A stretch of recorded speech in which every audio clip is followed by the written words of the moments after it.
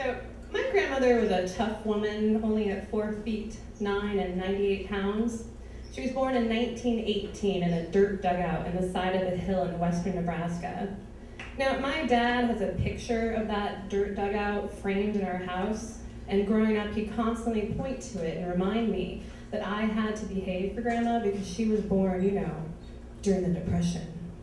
Well, Grandma may have survived the Depression, but I had to survive her. Her cranky ways, her thriftiness, and just basically how she embarrassed me on a daily basis. Growing up, it was hard for me to understand the poverty that she went through because her house was jam-packed full of food, clothing, furniture, and money that was literally stuffed under the mattress, in the vase, in the shoes, underneath the car. So, I knew that Grandma really didn't take anything for granted, especially food or money. One time I was acting out at dinner and I knocked over a glass of milk, and instead of doting and telling me it was okay, I had to write a 3-page essay about the importance of food and how I shouldn't waste her money. Grandma also didn't like to spend a lot of money on the utilities, so I often was not allowed to take a shower at her house, instead had to do a sponge bath from the bathroom sink, but I was not allowed to use the hot water. So let's just say I never invited friends over, because I was a little embarrassed, but also knew that they couldn't understand necessarily my grandmother's sort of thrifty habits and her rigid ways. So in the summer 1990, my dad, my grandma, and I went on a trip to a family reunion, which is something that we did every summer. We went to amazing places like homely Honey Creek, Iowa, or the manure-scented haven of Ames, Iowa, or, wait for it, desolate and dry Shattern, Nebraska. Now, that same summer, my grandma thought it would be a good idea if we take the 1964 cream-color Oldsmobile to the family reunion. Now, a few years before that, Grandma had acquired this Oldsmobile, but as far as we knew, it just lived in the garage and never left. But for some reason, she really wanted to take it on the road that summer.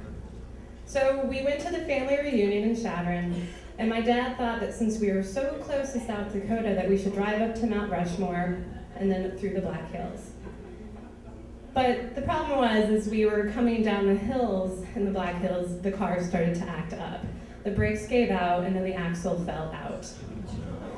2 to 8 hours later, a tow truck came to rescue us and took us to the nearest town, which is Hot Springs, South Dakota. Anybody been there? Yeah. You survived. Well, I don't know how else to explain, but for a 12-year-old girl to be stuck in Hot Springs, South Dakota with your strict grandmother and your passive father, not exactly a dream summer vacation. And I can also tell you that trying to find a new axle for a 1964 Oldsmobile is next to impossible in the sea of grass that is South Dakota. So we're looking at least a week in Hot Springs, South Dakota. So, but here's the thing, not all hope was lost, because in this sleepy town of 3,000 people was Evans Plunge. Now, Evans Plunge is like the local swimming pool, but better because it's fed by warm spring water. So it's like an oasis in the middle of shit, except it has a diving board, water slides, and inflatable pool toys. So I was determined to go to Evans Plunge and to get Grandma to buy me a swimsuit because I had forgot to pack one. So my week of confinement started pretty simply. My dad would go to hang out with the mechanics, leaving me with Grandma. And Grandma and I would go walking through the streets of Hot Springs, South Dakota. We'd often stop at the local diner, where she would get more packets of the saltine crackers to add to the collection in her purse. Then she'd send me up and down the streets as we went walking more to check all the newspaper and payphones in the coin return to see if there's any loose change. My first day, I found 25 cents. I started to bring up the idea of a swimsuit to Grandma. Grandma, there's a pool here in town. Yes. Well, I thought it'd be a good idea to go, but you'd have to buy me a swimsuit. Now, Lynda, This is not the time to be wasting money on frivolous things like a swimsuit. You can just go in your bra and panties. Well, I knew getting Grandma to buy me something, especially a swimsuit, was going to be hard, but for her to suggest that I, a 12-year-old girl, should wear my bra and panties to a public pool, who did this woman think she was? I've been to the public pools and seen those women wearing their bra and their panties. Maybe you are one of those women, but I knew that I was not going to be one of those ladies in my tattered, paper-thin strawberry shortcake underwear and trainer bra. This was not some impromptu swimming, like romantic comedy where we all decide to go to the swimming hole and jump in. No, this was Hot Springs, South Dakota, and I was in adolescent hell. So on the third day, I realized that things weren't going to get much better and I was not going to be able to collect much more change to even buy my own swimsuit. So it was either die of boredom or just hope that Grandma would change her mind once we got to the pool. Once we arrived at Evans Plunge, it was pretty clear that Grandma was not going to budge. She had told me earlier that her bra and panties were good enough for her, so they would have to be good enough for me. So I went into the locker room where all the other little girls were changing into their real swimsuits, and I began to cry.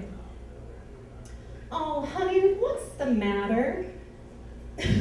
My grandma won't buy me a swimsuit, so she told me I have to go in my bra and my underwear. She's a horrible, horrible woman. I'll buy you a swimsuit. Now, horrible. My grandma was strict, but a horrible woman? To hear someone else call my grandma horrible did not sit right with me. I mean, she went through the Depression on a farm. She was born in a dirt dugout, and she taught me how to find loose change. It was like, I didn't want to disappoint or dissipate my grandma, but more importantly, it was like her Depression-era habits became a badge of courage for me. I am working class, hear me roar. Your overpriced swimsuit is no match for my reasonably priced Walmart brand underwear. So I used that badge of courage and I told the woman thank you, but that I would be okay. I stripped down to my bra and my underwear, wrapped a towel around myself, and ran out to the pool and jumped in as quickly as I could. Sadly, my bra and underwear didn't look any more attractive under the water, and that badge of courage I had started to melt away in the warm spring water. I no longer felt like Rosie the Riveter, all powerful in my cartoon underwear. Instead, I just felt like an embarrassed 12-year-old girl. I cowered in the corner, hoping that no one would see me, and eventually the pressure got to me and I got out.